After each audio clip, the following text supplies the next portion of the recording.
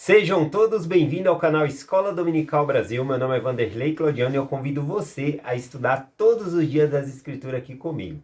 Então, todos os dias, precisamos ter esse compromisso. É muito importante o estudo das Escrituras diário. Ontem eu falei sobre o jejum, recebi 2 mensagens aqui no canal que fala sobre o jejum. Vou compartilhar com vocês rapidamente aqui. Uma delas é a Josineide Oliveira, ela compartilhou aqui que ela não estava conseguindo engravidar. Então ela decidiu fazer um jejum toda semana e ela escolheu a segunda-feira. E ela nem compartilhou com o esposo dela, né, que ela estava jejuando toda semana para engravidar. E depois de 3 meses de jejuando, ela realmente conseguiu a bênção, né? Parabéns, ela engravidou, parabéns aí pelo seu esforço, o resultado do jejum aí. A outra mensagem aqui é da Marise Francisca Camilo. Ela está jejuando, essa aqui está no processo ainda, ela resolveu jejuar toda semana, todo domingo, tá bom? Para ajudar o filho dela a ir para a missão, para o filho dela tirar a bênção patriarcal também. E ela está nesse processo de toda semana jejuando, todo domingo. E ela sempre fala para ele tirar a bênção patriarcal, né?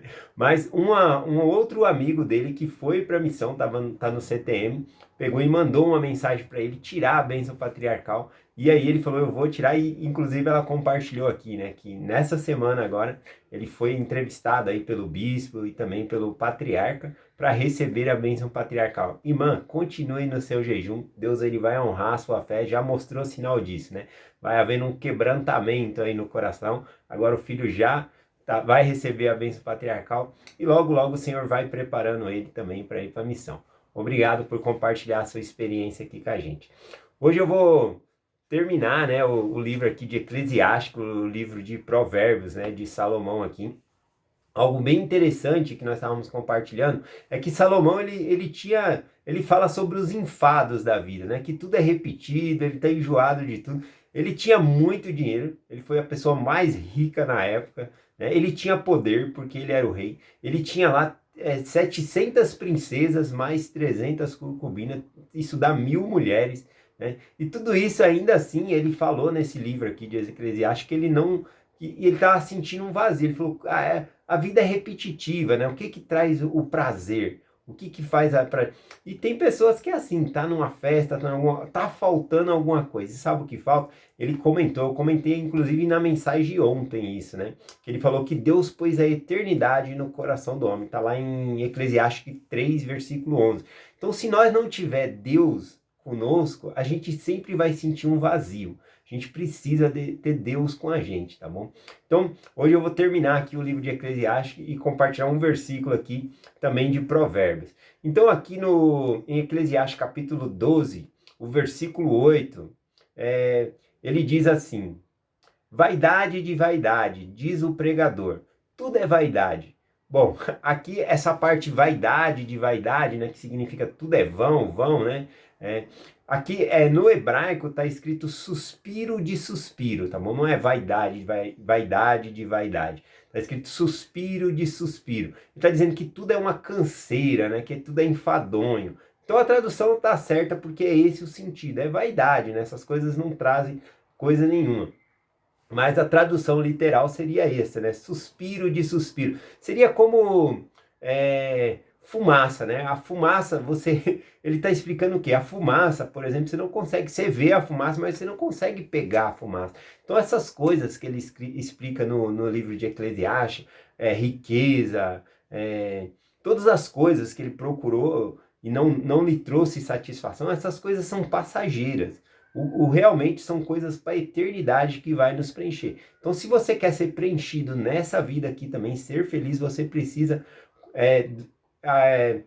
sim, curtir as coisas que Deus nos dá nessa vida, mas com Deus incluído, não excluir Deus da sua vida, tá bom? Então tem que ir na igreja, guardar o dia do Senhor, fazer as coisas que Deus ele nos pede. Aí sim, a gente não vai sentir uma ausência de Deus, a gente vai sentir prazer também nas outras coisas, tá bom? Então é disso que se trata aqui, né?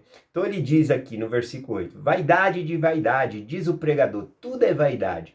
Então aqui no versículo 13 do Eclesiastes 12, ele faz como se fosse um resumo, uma conclusão de tudo o que ele passou, né? Aí ele vai e diz assim no versículo 13, de tudo o que se tem ouvido, O fim da coisa é temer a Deus, guardar os seus mandamentos, porque isso é o dever de todo homem. Então ele fala de todas as coisas na terra, o nosso dever é guardar os mandamentos, respeitar a Deus. É esse o nosso dever nessa terra. Entre todas as coisas que nós podemos fazer, sempre ter a reverência por Deus, sempre amar a Deus. Tá bom? É isso que significa aqui.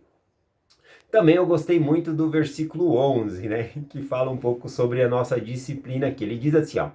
As palavras dos sábios são como aguilhões e como prego bem fixado pelos mestres das congregações, que nos foram dados pelo único pastor. Bom, o pastor é Cristo, é Deus, né? Ele que nos guia, né? Aqui os anciãos sábios são as pessoas que nos ajudam, nos ensinam o evangelho, tá bom?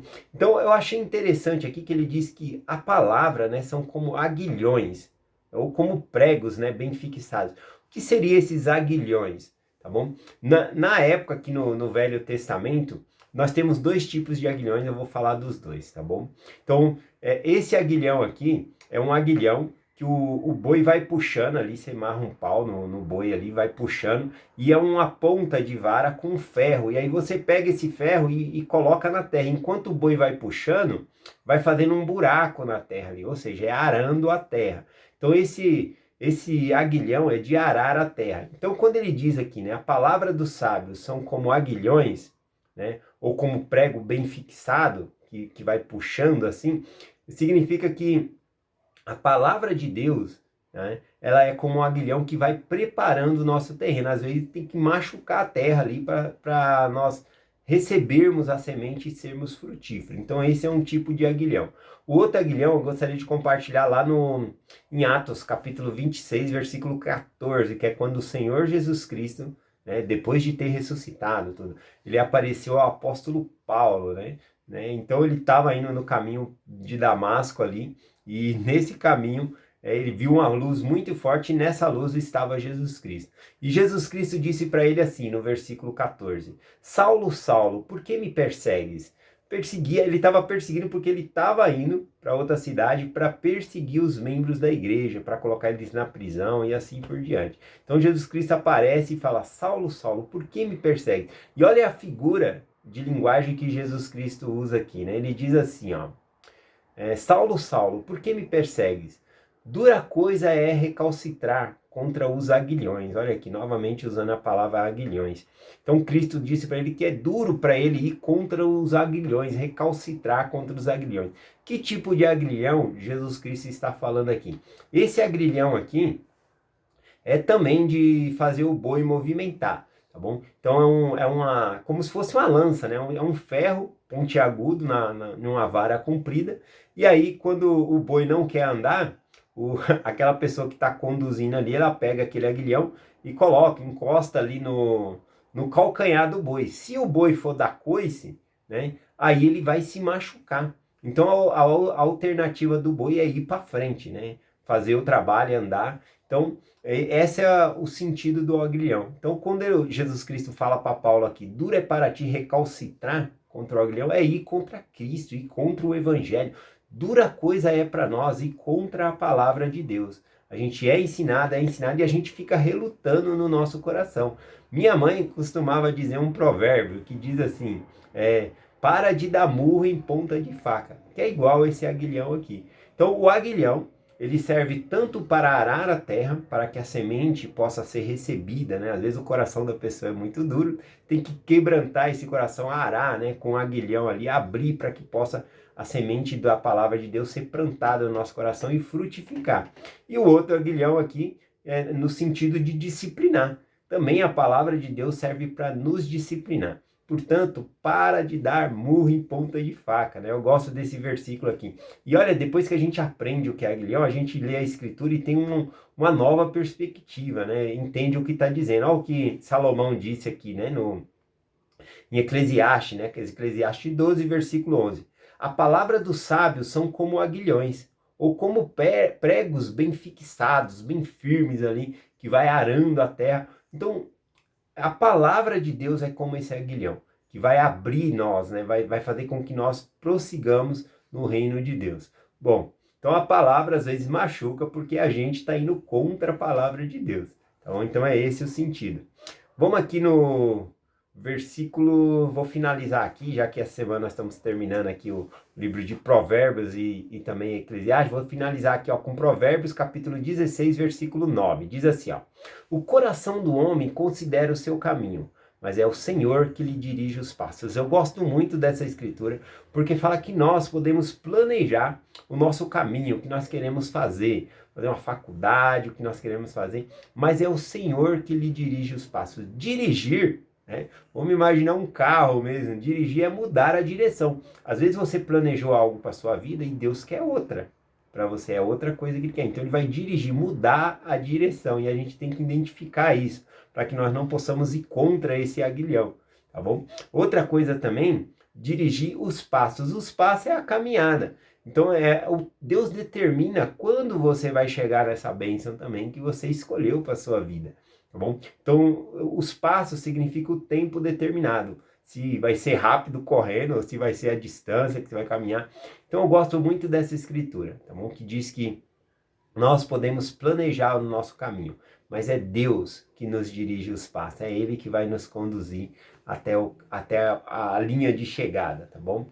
Então é essa mensagem que eu quero compartilhar com vocês, tá bom? Falando aqui sobre não dar murro em ponto de faca, né? O Senhor, Ele está aqui com os aguilhões para nos ajudar, tanto para nos preparar para receber a palavra dele, como para nos disciplinar. O aguilhão para o boi é isso, é para disciplinar o boi. E eu sou grato pelo Senhor poder me disciplinar para que eu possa estar no caminho correto. Eu deixo essa mensagem com vocês, em nome de Jesus Cristo. Amém. Até amanhã.